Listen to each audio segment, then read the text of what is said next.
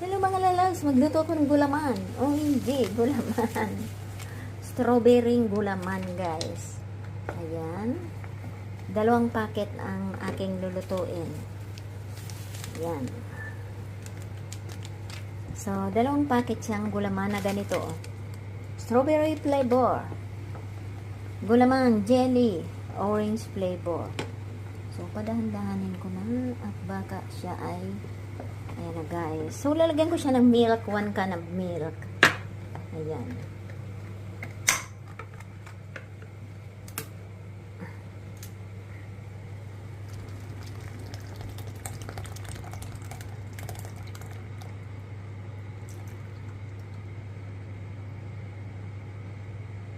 So, ayan na.